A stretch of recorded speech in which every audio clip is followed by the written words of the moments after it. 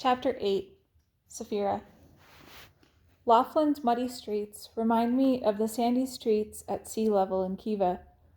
I can't help but smile when I see two children playing in a small puddle while their mother tends to her stand, selling corn and wheat. I'm a little surprised to see so many farmers in one village.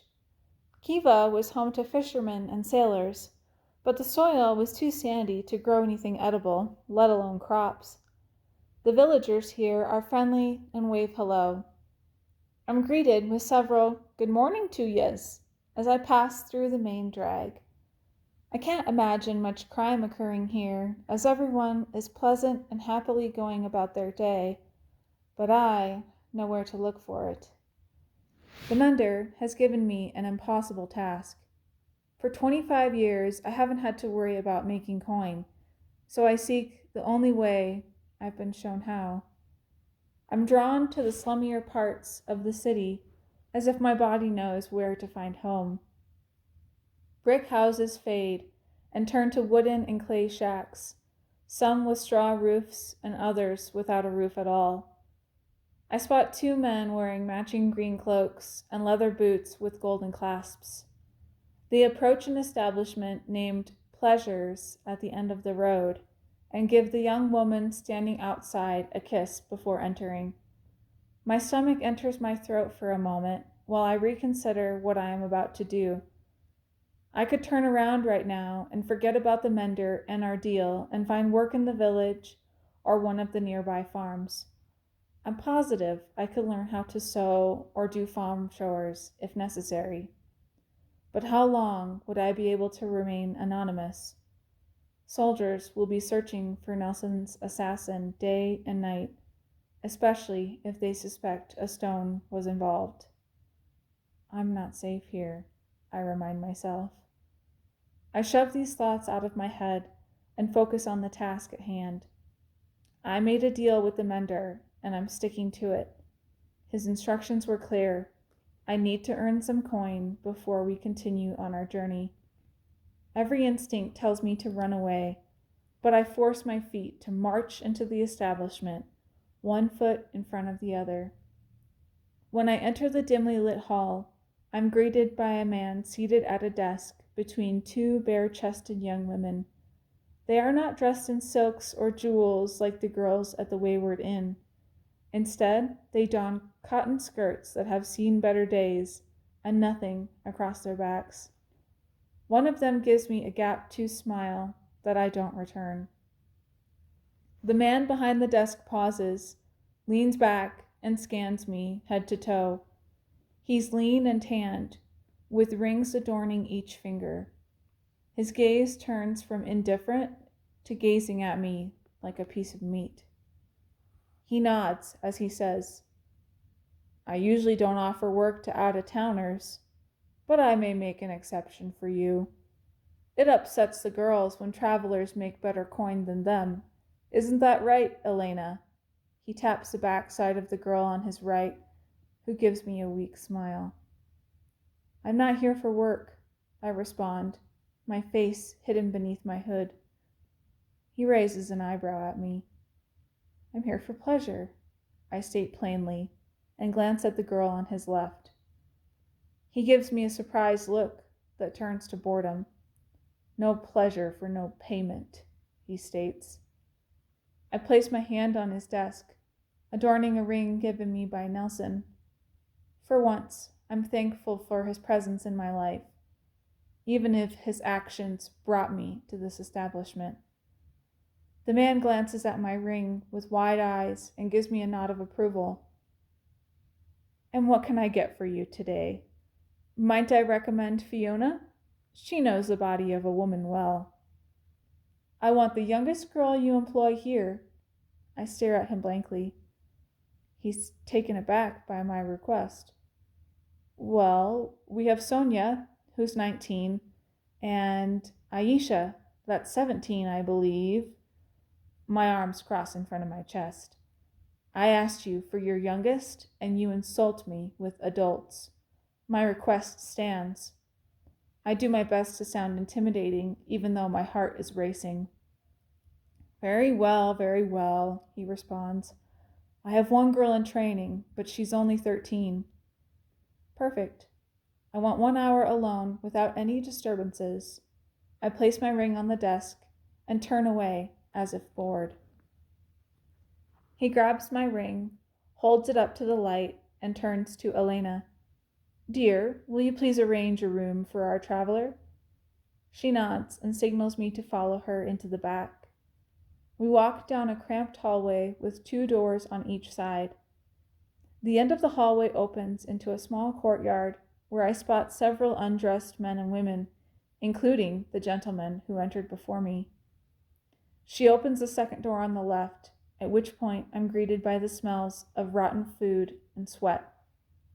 I'll return shortly, she states before closing the door and leaving me inside alone. There is a bed pushed against the wall and 2 lit candles on the mantel. I brush my hand across the sheet before recoiling from the natty grains. The room has 1 window, and there is a plate of half-eaten food on the table against the wall. This is no place for a child to grow up. The door is pushed open quietly, and a young girl enters. She's wearing the same cloth skirt as the girls at the front, but also dons a white meshed wrap that barely covers her nipples. Her head is bowed low, and her hair is worn in 1 long plait down the center of her back. I close the door behind her and sit on the edge of the bed despite my distaste for the sheets. Come, sit, I order the girl, patting the spot next to me. She hesitates, and then takes her place next to me on the bed without ever lifting her gaze. What is your name? I question her. She doesn't respond immediately, so I repeat the question. Clara, she finally answers, her voice barely audible. Clara, what a beautiful name. My name is Saphira, I speak softly. Clara, how old are you? 13, my lady. She wrings her tiny hands in her lap. 13. And how did you end up in this hellhole? Her head snaps up at my comment, and she gazes at me with baby blue eyes. I continue. You don't have to answer me, but I do need to know one thing. Do you have a family member whom you can seek out? Someone who is safe and will not sell you back to this place? I prod. She pauses for a long moment. My uncle lives in Shrifa, she starts. Is your uncle the man who sold you to this establishment? She shakes her head. Is your uncle an honorable man? Someone you can trust? I ask. Yes, she whispers.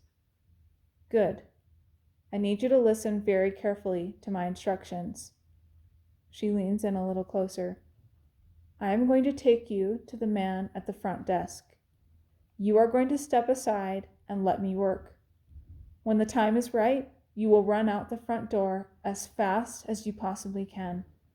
The fence that wraps around the village is easily climbable. You will hop it and make your way to Shrifa through the fields.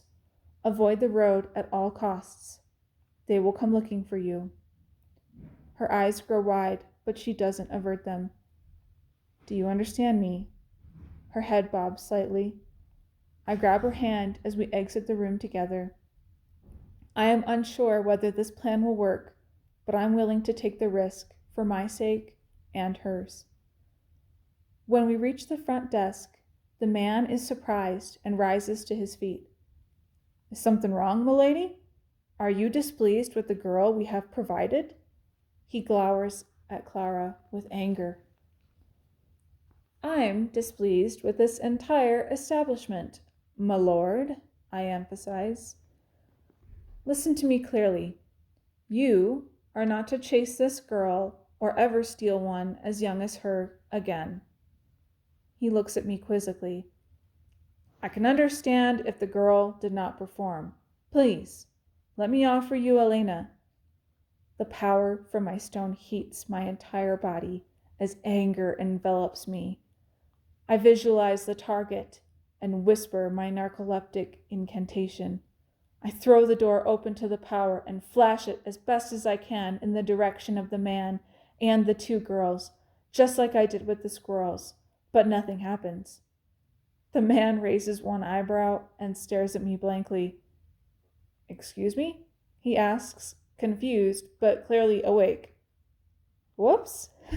I laugh to myself at my mistake. "Naran Semli!" I shout this time, for good measure, and throw the power of my stone over them. A second passes before the three bodies fall to the ground into a deep sleep. Phew, that could have been embarrassing. I glance at wide-eyed Clara, clearly stunned by the sight before her. "Now," I urge her. "You must go now." She turns to run, but before she reaches the entrance, she looks gratefully over her shoulder at me. I slide across the top of the desk in one smooth movement and find 3 bags of coin sitting at the foot of the man's chair. Jackpot. "Clara!" I shout before she exits. She stops and catches the bag of coin I toss in her direction. "Now go!" She flees out the front door, and I hear the woman outside shout her name. "Clara!" The remaining coin gets shoved into my own bag as I throw myself out of the establishment.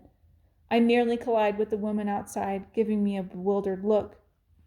I pull once more from the stone and send the narcoleptic spell in her direction. Without pausing to check whether it worked, I sprint down the nearest alleyway and back to the main drag of the village. By this time, it's mid-afternoon, and thankfully the square is filled with townsfolk and visitors alike. I spot a stable on the western edge and duck inside unnoticed. 3 horses are tied up under the small shelter, and I find rest on a bale of hay between them. No matter how hard I try, I can't seem to calm my racing heart. Breathe in, breathe out. I visualize the treetops of the redwood forest and the feeling of climbing its hills.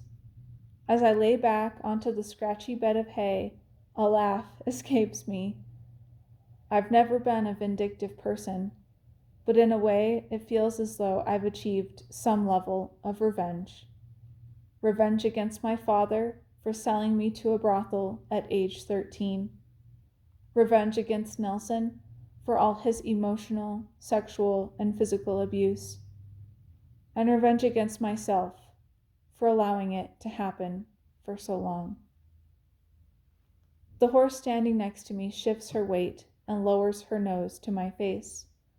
I rub my hand against the soft, gray hair on her neck and admire the braids in her long, white mane.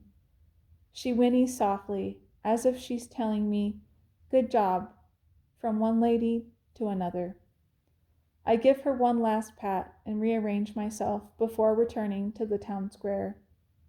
It is likely that the brothel owner will be looking for me, so I remove my cloak and don a new pair of tights that are a greenish hue. I pull my hair from the bun atop my head and let it hang loose in front of my face. My hands comb through it a few times before I'm satisfied with the look and feel. When I exit the stable, I find a clothing salesman a few stalls down. From him, I purchase with my stolen coin a wide-brimmed hat and a new green cloak to match my tights. With my new disguise, I trot down the main drag once more in search of the gentleman's inn. The main drag transitions from shops and stalls to small houses and cottages.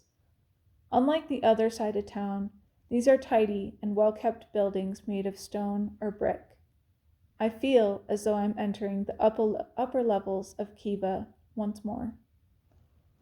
A sign for the gentleman's inn sways in the wind above a 2-story building. A few merchants with brightly colored cloaks mill about outside trading gold pins. The sign is painted and the door is made of black wood, a rare commodity in Amaria. The tavern is mostly empty when I enter, save for a man behind the bar and a bard in the corner tuning his instrument. I approach the bar and inquire about a room for the evening. The man states that the inn is full and that I will need to find other accommodations. I hope this doesn't put a wrench in the mender's plans for the evening. If not here, I'm sure we will find something amenable.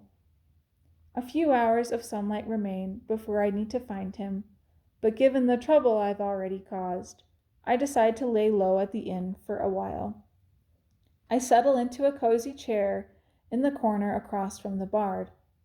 The tavern is brightly lit and filled with tables, chairs, and loungers. Smells of roasted meat and vegetables waft through the space, enticing my appetite. After a while, I make my way to the bar and find a stool in front of the barman. "What can I do for my lady? I apologize for the lack of rooms tonight. It seems as though we have a large band of travelers coming through this evening." "It's really no problem. I'm a bit hungry, though, and the smells coming from that kitchen have my stomach growling. What's on the menu for the evening?" "Ah, well, we have some roasted pork, creamed corn, and fresh bread from Sammy's bakery down the road. It's the best you can find in this corner of Amaria. And, of course, our famous lager to wash it all down." He boasts a large smile underneath a ruddy brown mustache. "I'll take everything, save for the lager," I respond. Feeling someone brushing against my cloak, I turn to find the bard taking a seat on the stool next to me. "If the lady doesn't want the lager, I can take it off your hands," the bard chimes in as he winks in my direction. "Anything for you, Oz," the barman replies as he heads for the kitchen, wiping his hands on his stained apron. I retreat to my seat in the back corner and am startled to see the bard following me. Tuesdays are really the best day to come, as the roasted pork is their best meat. The creamed corn typically needs a little bit more salt, but that can be easily remedied. Oh, and I would pass on the bread next time. It's usually a little stale, even when it's brought fresh from Sammy's bakery, the bard informs me. "Uh-huh," is all I can mutter before he continues. "One more thing. When Mr. Angie butchers his goats and the inn gets one, the curried goat can probably rival the roasted pork, but that all depends on what level of spice you are comfortable with." He speaks to me as though we have been friends for years. He smiles and pulls out his mandolin from the chair next to him. "I'm not sure we have ever met," I start. "My name is Oz." He reaches out his hand. "I'm the musician here at the Gentleman's Inn, and it's my job to please everyone who walks in that door. In the musical sense, that is." He winks once more. Long ginger curls and freckles are usually not my downfall, but it seems to work for Oz. He's a small lad, barely breaching my shoulder height and full of youth. I reach out my hand to comply. "My name is Saphira," I respond. "It's lovely to meet you, Saphira. Is there any song in particular you would like to hear this evening? Perhaps one about a hero or a battle?" He raises an eyebrow and smirks. No wonder he's in charge of customer pleasure. He is as charming as they come. "Do you have any songs about a woman who's been hurt and is scared to let anyone love her?" His smile fades as he peers at me with deep sadness. "I will write one if that is what you request. Keep an ear out this evening for a melancholy tune. That will be the one." He pushes his chair back, bows his head, and returns to his corner with mandolin in tow. He struggles with a left-sided limp that appears to slow his gait. I chuckle at our interaction. The idea that someone would write a song for me is preposterous. The hour passes quietly with the bard strumming in the corner and a few travelers entering the tavern. Still, there is no sign of the mender. My food arrives steaming hot, a welcome change from the berries and cold water. I cut up the meat and slowly savor every single bite. Two men wearing trousers and knee-high boots sit themselves diagonal to me, each with a lager in hand. Their skin is the color and texture of leather, their hands adorned with scars. One of them speaks up and leans in. "Have you heard the news of Princeps Wolf?" The other wipes the foam from his beard and shakes his head, but motions his companion to continue. "Apparently, he's being granted command of the second mages." "Already? He has only just assumed the position as Princeps." His mug clinks against the table when he sets it down. "He's an up-and-comer, they say. To make it as a Princeps at such a young age is quite a feat." They nod their heads in agreement, but are distracted by something at the door. When a troop of Republic soldiers enters the tavern, my posture instinctively stiffens. Their armor is exquisite, and they each carry a helmet with the Republic's black and gold triangle on the top. I pull my hat down and divert my gaze. The mender is right. They must be here searching for Nelson's murderer. Or could there be another reason soldiers would find their way here? They speak with the barman and then sit near the bard in the corner opposite of me. I start to sweat every time one of them glances my way, but try to remain calm. As the hours pass, the tavern fills with patrons, and I begin to worry about the mender. What could possibly be taking him so long? When do I need to go looking for him? Music from the bard fills the room with melodies that even the best in Kiva couldn't rival. He plays his mandolin sweetly and sings along with such fervor that I can barely take my eyes off him. He's drawn the attention of several of the other ladies in the tavern, and even that of the 4 soldiers sitting at the table closest to him. His lilting tunes draw claps and shouts from the crowd, and even some sing-alongs with the more familiar ballads. When he sets his mandolin down momentarily and wipes his brow, the tavern falls eerily silent. "I have a new tune for a visitor in our tavern." My heart begins to beat faster as I search for an easy exit. I would rather not draw any attention. "This is for you, Saphira." He smiles and begins strumming chords that sound like they are crying. The crowd quiets and all eyes are on the bard. "A most beautiful woman I saw today, whose love for a man once brought her dismay. His words were honeyed, soft as the dew, yet masked the cruel intent his heart did brew. She fears to love, lest she be betrayed, and shuns the warmth of a heart once swayed." My throat begins to tighten and my eyes close to block out all other stimuli besides the bard's song. Echoes of his mandolin hum through the entire room, and I can't stop the chill crawling up my spine. A peace settles inside my racing mind. The night carries on and seems perfect in every way until the barman's voice shouts from across the room, "A mage!" The music ceases abruptly, and before I know it, I'm on my feet, pulling power from my stone, ready to strike back at anyone who risks my cover. Was it the owner of the whorehouse? Have I been spotted?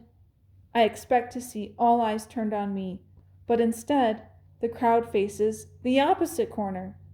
A tussle forms around a woman seated at the bar, the crowd pushing to get either closer or farther away, with no one managing to accomplish either. People dive under tables or flee with terror. The 4 soldiers seated near the bard draw their swords. The crowd parts like a flock of frightened sheep. My heart races, and I tell my feet to run, but can't convince them to move. The tavern is rapidly emptying, its patrons leaping from the windows and breaking down the door. The accused mage rises to her feet and slowly turns to face her opponent, bored of the situation. The soldiers point their swords at her, as if their weapons are a match for her magic. She doesn't run or hide in fear, but rather stands her ground. She pulls back her hood to reveal her youthful face and sandy blonde hair cut to her chin. A gold earring in the shape of a lily dangles from one of her ears, and a black tattoo snakes up the side of her neck. She takes a sip of the drink in her hand, sets it down deftly, and wipes her hands on her cloak. With one twirl of her hand and an incantation I don't recognize, a thick band of flames bursts from her palm and sets the soldiers and anything in her path ablaze. Chairs and tables burn, clouding my vision with smoke and haze. I fall to my hands and knees, covering my head. When I look up, the soldiers are engulfed in a flaming inferno. They cry out in agony as the magical flames penetrate their armor and singe every inch of their skin. The scent of burnt flesh fills the air, and my stomach churns. The soldiers collapse to the floor, now at my eye level. Their armor is charred and twisted, with little else yet to be seen. I tear my eyes away from the scene, only to find more horror. The bard is on his knees behind the soldiers, grasping his arm and writhing in pain. He, too, has been hit by the mage's fury, a mere casualty in the mix. One more scream erupts from the crowd. This time, it's the barman. I do not need to turn to know that he, too, has been set ablaze by the mage. I crawl on my hands and knees toward the bard, passing two other patrons hiding beneath a nearby table. When I reach the musician, he is lying on his side, panting and still holding his upper arm. "Oz!" I shout at him. "Oz, you need to get out of here." He manages to groan as he rolls over to face me. "Saphira?" "Oz, we need to leave. We are not safe here. Come, let me help you up. I know someone who can help you." When he releases his hand from his upper arm, the damage becomes apparent.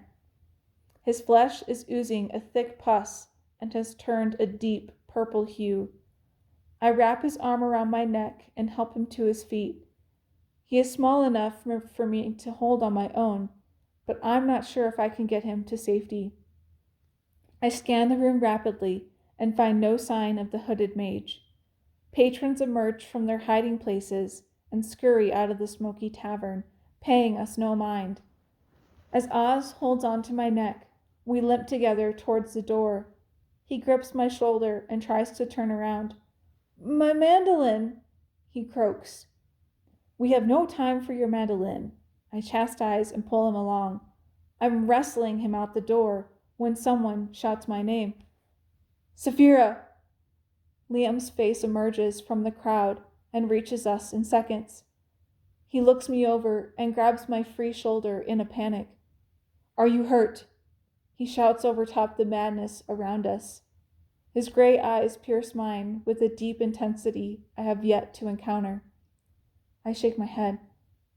"Who is this?" He points annoyedly to Oz. "A friend," I explain as we cross the threshold of the tavern. "A friend?" he asks with exasperation. "We don't have time for friends." He takes Oz's other arm and wraps it around his neck to mirror me. We hobble along together into the open air as patrons continue to push past us, trying frantically to escape the horrors inside. Oz drunkenly turns to me, his consciousness waning from the magical flames. "Lise, my horse." He points to the gray mare tied up outside, my friend from earlier today. Liam protests and argues with me as we shuffle the bard towards his horse. "We have one girl on this journey, mage, and we already agreed to the terms," Liam grunts. When we reach Lise, I offer my hands as a stepping stool for Oz to mount. He flops onto her back, and I hand Liam the reins. "I'll be right back," I shout over my shoulder as I race back into the tavern. Liam says, "What are you?" before I dart for the door and am out of earshot. Seconds later, I re-emerge from the tavern with Oz's mandolin in hand. By this time, Oz is unconscious atop the mare. "Where to now?" I ask between breaths. "This way," Liam growls as he hastily pulls the mare into the darkness, with me trailing behind.